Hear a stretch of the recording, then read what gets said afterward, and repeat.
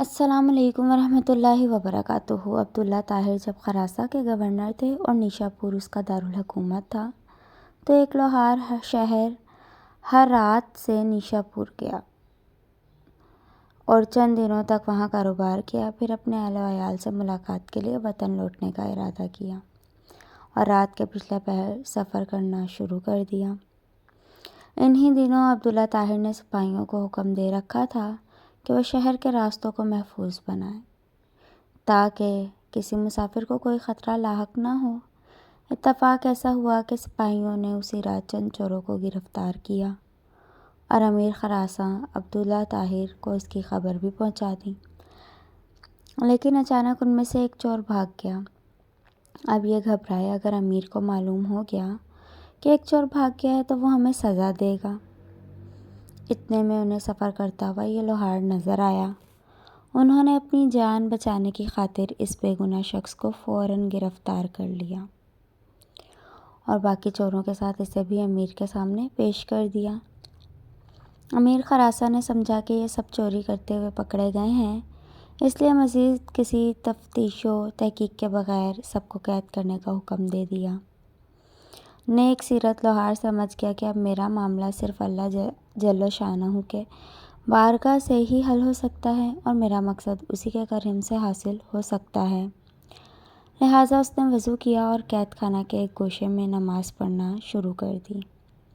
ہر 2 رکعت کے بعد سر سجدے میں رکھ کر اللہ تعالیٰ کی بارگاہ میں رغبت انگیز دعائیں اور دل سوز مناجات شروع کر دیتا اور کہتا: اے میرے مالک، تو اچھی طرح جانتا ہے میں بے قصور ہوں۔ جب رات ہوئی تو عبداللہ طاہر نے خواب دیکھا کہ 4 بہادر اور طاقتور لوگ آئے اور سختی سے اس کے تخت کے چاروں پایوں کو پکڑ کر اٹھایا اور الٹنے لگے۔ اتنے میں اس کی نیند ٹوٹ گئی۔ اس نے فوراً لا حول ولا قوت پڑھا، پھر وضو کیا اور اس احکم الحاکمین کی بارگاہ میں 2 رکعت نماز ادا کی، جس کی طرف ہر شاہ و گدا اپنی اپنی پریشانیوں کے وقت رجوع کرتے ہیں۔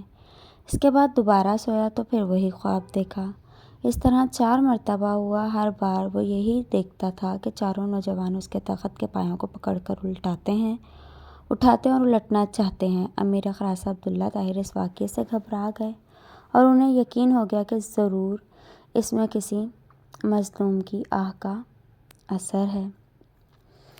جیسا کہ کسی صاحب علم و دانش نے کہا ہے: نہ کن 100,000 تیر و تبر، آنچا ایک پیرا زن کنتا با سحر، ای بسا نیزہ عدد شکنہ، ریزہ گشت از دعائے پیر زنا۔ یعنی لاکھوں تیر اور بھالے وہ کام نہیں کر سکتے جو کام ایک بڑھیا صبح کے وقت کر دیتی ہے۔ بارہا ایسا ہوا کہ دشمنوں سے مردانہ وار مقابلہ کرنا اور انہیں شکست دینے والی بوڑھی عورتوں کی بددعا سے تباہ و برباد ہو گئے۔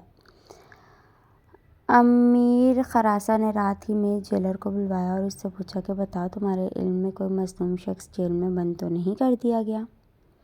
جیلر نے عرض کیا: عالیجاں، میں یہ تو نہیں جانتا کہ مظلوم کون ہے، لیکن اتنی بات ضرور ہے کہ میں ایک شخص کو دیکھ رہا ہوں جو جیل میں نماز پڑھتا ہے اور رغبت انگیز و دل سوز دعائیں کرتا ہے۔ امیر نے حکم دیا اسے فوراً حاضر کیا جائے۔ جب وہ شخص امیر کے سامنے حاضر ہوا تو امیر نے اس کے معاملے کی تحقیق کی۔ معلوم ہوا کہ وہ بے قصور ہے۔ امیر نے اس شخص سے معذرت کی اور کہا: آپ میرے ساتھ 3 کام کیجیے۔ نمبر 1، آپ مجھے معاف کر دیجیے۔ نمبر 2، میری طرف سے 1000 درہم قبول فرمائیں۔ نمبر 3، جب بھی آپ کو کسی قسم کی پریشانی درپیش ہو تو میرے پاس تشریف لائیں تاکہ میں آپ کی مدد کر سکوں۔ نیک سیرت لوہار نے کہا: آپ نے جو یہ فرمایا ہے کہ میں آپ کو معاف کر دوں تو میں نے آپ کو معاف کر دیا، اور آپ نے جو یہ فرمایا ہے 1000 درہم قبول کر لوں تو وہ بھی میں نے قبول کیا، لیکن آپ نے جو یہ کہا کہ جب مجھے کوئی مشکل درپیش ہو تو میں آپ کے پاس آؤں، یہ مجھ سے نہیں ہو سکتا۔ امیر نے پوچھا: یہ کیوں نہیں ہو سکتا؟ اس شخص نے جواب دیا کہ وہ خالق و مالک جل و جلالہ جو مجھے جیسے فقیر کے لیے آپ جیسے بادشاہ کا تخت ایک رات میں 4 مرتبہ اوندھا کر سکتا ہے تو اس کو چھوڑ دینا اور اپنی ضرورت کسی دوسرے کے پاس لے جانا اصول بندگی کے خلاف ہے۔ میرا وہ کون سا کام ہے جو نماز پڑھنے سے پورا نہیں ہو جاتا کہ میں اسے غیر کے پاس لے جاؤں یعنی جب میرا سارا کام نماز کی برکت سے پورا ہو جاتا ہے تو مجھے کسی اور کے پاس جانے کی کیا ضرورت ہے۔ فرینڈس، تو اللہ پر پختہ یقین رکھیے اور اپنے ہر معاملات اسی کی بارگاہ میں پیش کیجیے۔ اللہ حافظ۔